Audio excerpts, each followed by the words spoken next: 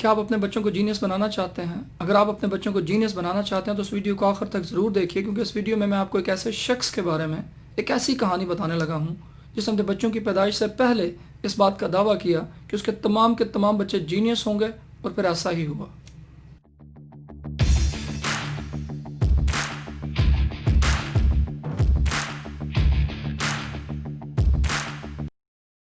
بسم اللہ الرحمن الرحیم۔ میرے دوستو، آج میں آپ کو بہت ہی حیران کن کہانی بتانے لگا ہوں۔ یہ کہانی ہنگری کے ایک مشہور سائیکالوجسٹ لیزلو پولگر کے متعلق ہے۔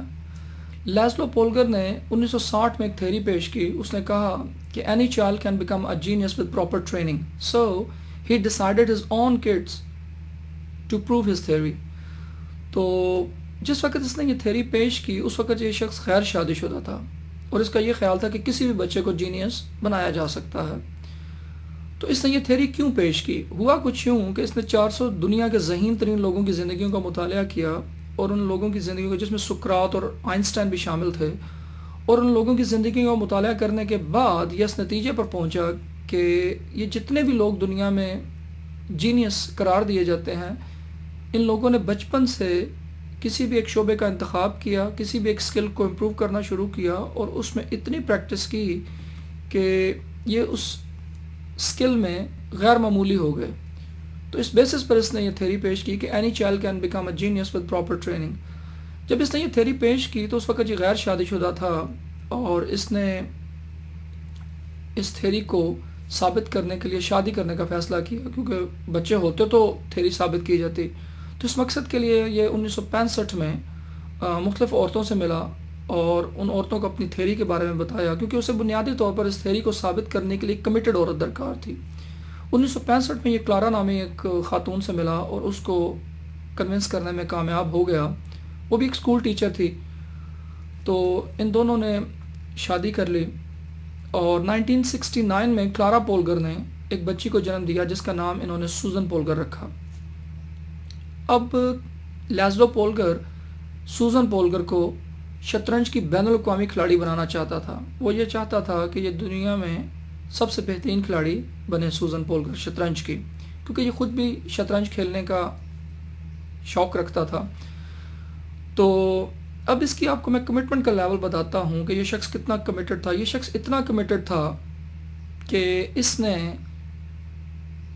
اپنی جاب تک چھوڑ دی سوزن کو دنیا کی بہترین شطرنج کا کھلاڑی بنانے کے لیے۔ اس کا کمٹمنٹ کا لیول دیکھیں، اس نے اپنی جاب چھوڑ دی۔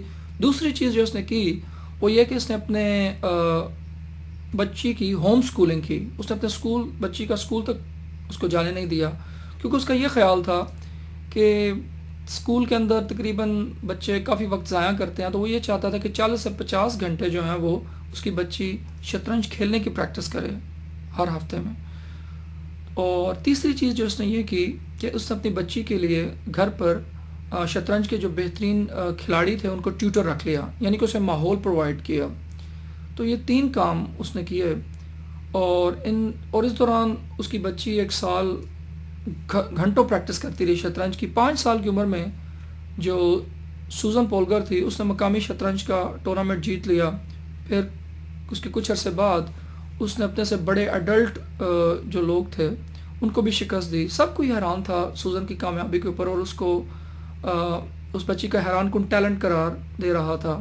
لوگ کلارا پولگر اور لیزلو پولگر کے پاس بھی آئے اور یہ کہنے لگے کہ آپ کی بچی بہت انٹیلیجنٹ ہے، بہت ہی زیادہ سکلفل ہے، بہت ہی ٹیلنٹڈ ہے، جینیس ہے۔ تو اس وقت لیزلو پولگر نے بہت ہی خوبصورت بات کی۔ اس نے کہا دس از این آئس برگ ایلیوژن۔ آئس برگ ایلیوژن کا کانسیپٹ کبھی آپ کو پڑھنے کا اتفاق ہو سائیکالوجی میں تو یہ ضرور پڑھیے گا۔ ایجوکیشنل سائیکالوجی میں یہ کانسیپٹ پڑھایا جاتا ہے کہ اگر آپ کبھی بھی آئس برگ کو دیکھیں تو اس کے 2 حصے ہوتے ہیں۔ ایک ٹپ آف دا آئس برگ ہوتی ہے، ایک وہ اوپر والا حصہ ہوتا ہے اور ایک نیچے والا حصہ ہوتا ہے۔ عموماً جب بھی کوئی انسان کامیاب ہوتا ہے یا کامیابی کی چوٹی پر پہنچتا ہے تو لوگ اس کو اس چوٹی پر پہنچا ہوا تو دیکھتے ہیں، مگر اس چوٹی پر پہنچنے کے لیے جو اس نے محنت کی ہوتی ہے، جو سفر طے کیا ہوتا ہے، اس سفر کو نہیں دیکھتے۔ اس سفر کے دوران اس نے بے شمار ناکامیوں کو فیس کیا ہوتا ہے۔ اس کی ڈیڈیکیشن، ڈٹرمنیشن، ریزیلینس، کئی فیکٹرز ہوتے ہیں، ہارڈ ورک ہوتا ہے، تو تب کہیں جا کر وہ ایک مقام تک پہنچتا ہے۔ تو آئس برگ ایلیوژن یہ ہے what people see and what people don't see. اور اس کے علاوہ اس نے ایک بہت ہی خوبصورت بات کی جو مجھے سب سے زیادہ پسند ہے، اور وہ اس نے کہا کہ if they had seen painfully slow progress, the inch by inch improvement, they would not have been so quick to call her a prodigy. Prodigy کہتے ہیں کہ ایسا بچہ جو ایکسیپشنلی ٹیلنٹڈ ہو، ینگ، جو غیر معمولی اوصاف کا مالک ہو، جو لوگوں کو حیران کر دے. جیسے ہمارے ملک میں عارفہ کریم آپ نے دیکھی تھی بچی، تو اس کو یعنی کہ غیر معمولی اوصاف کا مالک قرار دیا جاتا تھا، تو اس کو پروڈیجی بولا جاتا ہے. تو اگر آپ کبھی بچوں کو پڑھانے کا مرحلہ دیکھیں تو بچوں کو سکھانے کا معاملہ بہت ہی پینفل ہوتا ہے، بہت ہی سلو ہوتا ہے. بچے سلو لرنر ہوتے ہیں، جبکہ ہم لوگ جب انہیں پڑھا بھی رہے ہوتے ہیں تو ہماری کوشش ہوتی ہے کہ ہر چیز ان کے دماغ میں ڈال دی جائے، اور ہم بار بار اس بات کا اعتراف بھی کرتے ہیں، اظہار بھی کرتے ہیں کہ یار یہ سیکھتے کیوں نہیں ہیں، ان کو سمجھ کیوں نہیں آ رہی، جبکہ ان بچوں کا لیول جو ہے وہ اتنا اسٹرانگ لیول نہیں ہوتا، اتنا اچھا لیول نہیں ہوتا، سلو لرنر ہوتے ہیں. تو اس لیے وہ والدین جو میری بات سن رہے ہیں وہ اس بات کو بھی سمجھیں کہ بچے سلو لرنر ہوتے ہیں، یہ ٹائم لیتے ہیں، یہ انچ بائی انچ امپروو کرتے ہیں، سلو اینڈ گریجولی امپروو کرتے ہیں. ان کی ڈیولپمنٹ کا جو مرحلہ ہوتا ہے وہ بہت ہی سلو ہوتا ہے. تو اس لیے اگر آپ اپنے بچوں کو پڑھاتے ہیں یا کسی بھی فیلڈ میں بڑا مقام دلانا چاہتے ہیں، کسی بھی سبجیکٹ میں امپروو کروانا چاہتے ہیں، تو وہ بہت ٹائم لیں گے. تو پیشنس کا آپ نے مظاہرہ کرنا ہے. تو اس نے بھی یہی بات کی کہ if they had seen painfully slow progress, the inch by inch improvement, they would not have been so quick to call her a prodigy.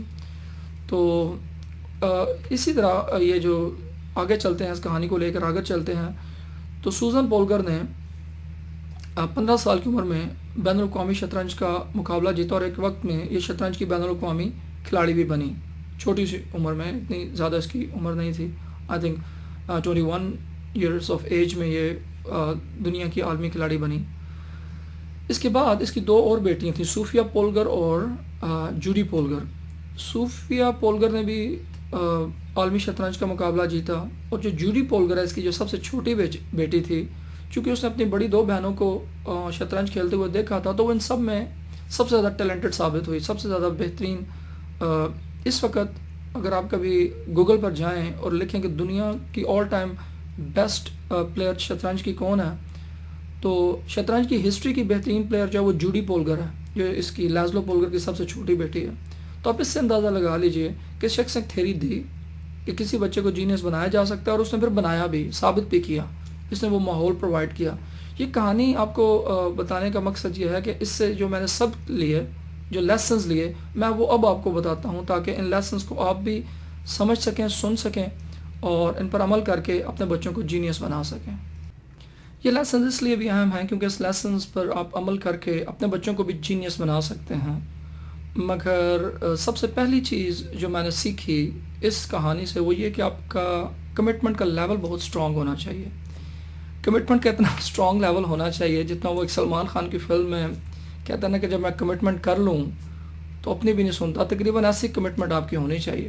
اگر ایسی کمٹمنٹ نہیں ہے تو تب آپ اپنے بچوں کو غیر معمولی نہیں بنا سکتے، جینیس نہیں بنا سکتے. نمبر 2، ہارڈ ورک بہت ضروری ہے. پر دوستو، محنت ایک ایسی چابی ہے جس سے آپ کوئی بھی دروازہ کھول سکتے ہیں. Hard work beats talent in the long run. کسی بھی شعبے میں اگر ایک شخص ٹیلنٹڈ ہے اور ایک شخص محنتی ہے، زندگی کی لمبی دوڑ میں جو محنتی شخص ہے وہ ٹیلنٹڈ آدمی کو ہرا دے گا. اور پہلی بات، میں خود بھی اس چیز پہ بلیو ہی نہیں کرتا، ٹیلنٹ کی فلسفے پہ میں خود بھی چونکہ قائل نہیں ہوں، میں خود نہیں مانتا ٹیلنٹ کے فلسفے کو. میں یہ سمجھتا ہوں کہ اٹس آل ہارڈ ورک. میں نے ایسی کتابیں پڑھ رکھی ہیں جس میں یہ کہا گیا ہے کہ geniuses are not born, they are made. تو میں تو خود اس چیز کا بہت بڑا ایڈوکیٹ ہوں، اور کہ دنیا میں محنت ہی سب کچھ ہے، کوشش ہی سب کچھ ہے. یہ ٹیلنٹ کچھ نہیں ہوتا. اگر آپ سچن ٹنڈولکر کی بایوگرافی کو پڑھیں، اگر آپ چلیں آپ کو یہاں پر ایک اور بہت ہی دلچسپ بات میں آپ کو بتا دیتا ہوں کہ یہ جتنے بھی دنیا میں ٹیلنٹڈ لوگ ہیں، آپ کے چلیں میں آپ کو پاکستان کی مثال دیتا ہوں. پاکستان میں سب سے زیادہ موسیقی میں بڑا نام اس وقت کون ہے؟ راحت فتح علی خان ہے. کب سے اس نے شروع کیا؟ بچپن سے. ساحر علی بگا بچپن سے. میڈم نور جہاں اتنا بڑا نام تھا بچپن سے. یہ بچپن سے محنت کرتے، اتنی محنت، ڈیلی 5-5 6-6 گھنٹے پریکٹس کرنے کے بعد ایک کام میں اتنے بہترین ہو جاتے ہیں کہ آپ ان کو بیٹ ہی نہیں کر سکتا. کوئی بھی دنیا میں آدمی ان کے مقام تک پہنچ ہی نہیں سکتا، کیونکہ وہ ڈیلی بیسس پر انہوں نے بچپن سے اتنی محنت کی ہوتی ہے، ہزارہ گھنٹوں کی پریکٹس کی ہوئی ہوتی ہے. تو practice makes a means perfect. یہ ٹیلنٹ نہیں ہوتا. آپ سچن ٹینڈولکر کی بایوگرافی پڑھیں، انبلیویبل بایوگرافی. وہ اتنا کمیٹڈ تھا، وہ کہتا ہے کہ ورلڈ کپ کے بعد، یعنی کہ ہم ورلڈ کپ جیت چکے تھے، اس سے اگلے دن میں صبح پریکٹس کے لیے گیا اور میں نے آئی تھنک 200 گیندیں کھیلیں. تو آپ اس سے اندازہ لگا لیجیے کمٹمنٹ کا لیول. تو کمٹمنٹ اور محنت، یہ دو چیزیں کامیابی کے لیے بہت زیادہ ضروری ہوتی ہیں. تیسری چیز جو بہت اہم ہے وہ یہ ہے، یہاں پر 3 مثالیں میرے ذہن میں آ رہی ہیں، میں جو بھول نہ جاؤں. اس دنیا میں جتنے بھی، بل گیٹس دیکھ لیں، بل گیٹس نے 13 سال کی عمر میں پہلا سافٹ ویئر پروگرام بنایا. ایلن مسک، جس کا اتنا بڑا نام ہے، ٹیسلا جو کمپنی ہے اس کے حوالے سے یہ جانا جاتا ہے شخص، اس شخص نے 10 سال کی عمر میں پروگرامنگ کی اور 13 سال کی عمر میں ایک ویڈیو بنا کے فروخت بھی کر دی. اور وارن بفیٹ، دنیا کا امیر ترین شخص، اس نے پہلی انویسٹمنٹ 11 سال کی عمر میں کی. تو یہ باتیں آپ کو بتانے کا مقصد یہ ہے کہ یہ جو کامیاب لوگ ہوتے ہیں، یہ بچپن سے کسی بھی ایک سکل کو اتنا امپروو کر لیتے ہیں. سب سے پہلے تو یہ بچپن میں ایک شعبے کا انتخاب کر لیتے ہیں. آپ کرسٹیانو رونالڈو کو دیکھ لیں، آپ میسی کو دیکھ لیں، یہ بچپن سے ان کی آپ کو ویڈیوز مل جائیں گی. شریا گھوشل کو دیکھ لیں، اس وقت انڈیا کی پاپ سنگر نہیں ہے، سوری، کلاسک جانتی ہے، یا وہ اس وقت بہترین سنگر مانی جاتی ہے، اس کو دیکھ لیں. اس کی بھی آپ کو بچپن کی ویڈیوز مل جائیں گی. مائیکل جیکسن کی بچپن سے کسی بھی ایک شعبے کو پکڑ لیں، کسی بھی ایک فیلڈ کو پکڑ لیں اور پھر اس پہ بھاگتے چلے جائیں، محنت کرتے چلے جائیں، اور پھر ایک وقت آئے گا کہ جب آپ اس میں ایکسیپشنلی گڈ ہو جائیں گے. تو آگے چلتے ہیں. تیسری چیز جو آپ نے یاد رکھنی ہے کہ دنیا بڑی ظالم ہے. دنیا نتائج سے چیزوں کو دیکھتی ہے. دنیا کامیاب اگر آپ ہوں تو آپ کی کامیابی پہ واہ واہ اور بلے بلے کرتی ہے، جبکہ وہ ساری محنت نہیں دیکھتی جو اس کامیابی کو حاصل کرنے کے لیے آپ نے کی ہوتی ہے. تو اس چیز کو بھی آپ نے یاد رکھنا ہے کہ دنیا کیا دیکھتی ہے، نتائج کو دیکھتی ہے. تو نتیجہ کیسے پیدا ہوتا ہے؟ محنت، جدوجہد اور کوشش کے بعد آپ کسی مقام پر پہنچتے ہیں، ناکامیوں کو فیس کرنے کے بعد ایک مقام پر پہنچتے ہیں. چوتھی چیز جو آپ نے یاد رکھنی ہے وہ یہ ہے کہ ہم میں سے بہت سارے لوگ یہ سمجھتے ہیں کہ expertise are beyond their reach, کہ کسی بھی شعبے میں ایکسپرٹ بننا، عالمی سطح پر جانا ان کے بس کی بات ہی نہیں ہے. مثال کے طور پر اگر آپ کبھی انٹرویو کریں 100 لوگوں کا، تو 100 لوگوں میں سے تقریباً 99 لوگ آپ کو یہی کہیں گے کہ یار ہم اس شعبے میں اپنے علاقے میں تو پہچانے جا سکتے ہیں، دنیا میں نہیں جانے جا سکتے، یہ بڑا مشکل کام ہے. آپ کو اپنی صلاحیتوں پہ یقین ہونا بہت ضروری ہے. بلیو، یقین ہونا بہت ضروری ہے. وہ بہت ہی خوبصورت شعر ہے نا، کہ جو یقین کی راہ پہ چل پڑے انہیں منزلوں نے پناہ دی، جنہیں وسوسوں نے ڈرا دیا وہ قدم قدم پہ بہک گئے. تو یہ جو وسوسے ہوتے ہیں یہ آپ کو قدم قدم پر ڈراتے ہیں، تو آپ نے ڈرنا نہیں ہے، کیونکہ اگر آپ یقین رکھتے ہیں تو منزلیں خود آپ کو پناہ دیں گی، آپ خود بخود منزل پر پہنچیں گے. تو یقین ہونا اپنی صلاحیتوں پہ یہ بھی بہت اہم ہے. جیسے کہ لیزلو پولگر کو یقین تھا کہ وہ اس تھیری کو سچ ثابت کر دے گا، اور اس نے کیا. اس نے اپنی بچیوں کو اپرچونٹی فراہم کی. اس کے علاوہ ایک اور بات جو آپ نے یاد رکھنی ہے وہ یہ کہ اپرچونٹی فراہم کرنا. بچوں کو اگر آپ اپرچونٹی فراہم کرتے ہیں، ماحول فراہم کرتے ہیں، تو اس میں وہ کیا نام ہے گرو کرتے ہیں. جیسا ماحول دیں گے وہ ویسا گرو کر جائیں گے. تو ماحول کا دینا بہت ضروری ہے آپ کو. اگر آپ ان کو ایک فٹ بال کا اچھا پلیئر بنانا چاہتے ہیں تو ڈیلی انہیں فٹ بال گراؤنڈ میں لے کر جائیں. اگر آپ انہیں تعلیم کے کسی میتھمیٹکس میں بہتر بنانا چاہتے ہیں تو پھر انہیں آپ ایسے میتھ سے ریلیٹڈ ایکٹیویٹیز گھر پہ دیں تاکہ وہ اس میں انٹرسٹ لیں. اپرچونٹی کو پرووائڈ کرنا یہ بھی بہت اہم ہے کامیابی کے لیے. اس کے بعد ایک اور چیز یہ ہے کہ جو ہم اکثر بات کرتے ہیں کہ یار انٹرسٹ کسی چیز میں ہونا چاہیے. انٹرسٹ کریٹ بھی کیا جا سکتا ہے، ڈیولپ بھی کیا جا سکتا ہے، نرچر بھی کیا جا سکتا ہے. ان میں سے کس بچی کو پیدائشی شطرنج کا شوق تھا؟ اس نے ایسا ماحول دیا جس میں وہ ان کو شوق پیدا ہو گیا. تو اگر آپ چاہتے ہیں کہ اگر آپ کا بچہ ڈاکٹر بنے یا انجینئر بنے تو آپ کو اس کو ایسا ماحول دینا ہے تاکہ اس کے اندر وہ چیز ڈیولپ ہو. اب مثال کے طور پہ آپ کو یہ پتہ ہوگا، مجھے اپنے بچپن کا واقعہ یاد ہے کہ جب بھی 6 سپٹمبر آتا تھا تو ہم جہازوں کا یہ جو شو ہے ٹی وی پر دیکھا کرتے تھے. جب جہاز فضا میں بہت اونچا اڑتے تھے تو ہمارے دل میں خواہش پیدا ہوتی تھی کہ ہم بھی پائلٹ بنیں. تو وہ وجہ یہ تھی کہ وہ ایسے پروگرامز دیکھ کر آپ کے اندر ایک شوق پیدا ہو جاتا ہے. بالکل ایسے ہی اگر آپ اپنے بچے کو ڈاکٹر بنانا چاہتے ہیں یا انجینئر بنانا چاہتے ہیں تو آپ ان کے اندر شوق پیدا کریں. اور شوق کیسے پیدا ہوگا؟ اب انہیں ایک ماحول دیں جس میں اگر فرض کریں ڈاکٹر بنانا چاہتے ہیں تو سائنس سے ریلیٹڈ ایکٹیویٹیز پر کام کریں. میتھ میں بہتر بنانا چاہتے ہیں تو میتھ سے ریلیٹڈ ایکٹیویٹیز پر کام کریں. پیشنس رکھیں. بچوں کو پڑھانے کا معاملہ بہت ہی پیشنس مانگتا ہے، تو اس کو یاد رکھیے. اور اس کے علاوہ ایک چیز جو میں نے سیکھی وہ یہ کہ یار عموماً ہم لوگ یہ سمجھتے ہیں کہ بچیاں جو ہیں وہ اتنی ٹیلنٹڈ نہیں ہوتی اور بچے زیادہ ٹیلنٹڈ ہوتے ہیں. بچوں پہ زیادہ بچہ ہو یا بچی، they both have equal capabilities. بچیاں آج کے دور میں پائلٹ بھی بنتی ہیں، سائنٹسٹ بھی بنتی ہیں، ٹھیک ہے، جبکہ آج سے 50 سال پہلے ایسا نہیں تھا. تو بچی ہو یا بچے ہو، کسی بھی شخص کو، بیٹا ہو یا بیٹی ہو، آپ کسی بھی مقام پر لے جا سکتے ہیں. یہ چیز بھی میں نے سیکھی ہے. جو ہم ڈسکریمنیٹ کرتے ہیں، یہ ڈسکریمنیشن بھی نہیں ہونی چاہیے. اور اس کے علاوہ ایک اور بات جو میں آپ کو بہت ہی دلچسپ بتاؤں کہ ان بچیوں کا جو آئی کیو لیول تھا وہ ایوریج تھا. ایوریج آئی کیو کی مالک تھیں. جب میں نے اس اسٹوری کو ڈیٹیل میں پڑھا، ان کا ایوریج آئی کیو تھا. مگر ان لوگوں نے اس وقت کا جو شطرنج کا بہترین کھلاڑی تھا بابی فشر، اس کا آئی کیو لیول 180 تھا، تو اس کو بھی شکست دی. ایک ایوریج آئی کیو والے بچے بھی جو ہیں وہ دنیا میں کامیاب ہو سکتے ہیں، سکسیسفل ہو سکتے ہیں. آپ کو اس بات کو بھی سمجھنا ہے. اور آخری اور سب سے امپورٹنٹ بات جو مجھے سب سے زیادہ پسند ہے وہ یہ کہ آپ قربانی دیے بغیر دنیا میں اپنے بچوں کو کامیاب نہیں بنا سکتے. آپ خود بھی کامیاب نہیں ہو سکتے قربانی دیے بغیر.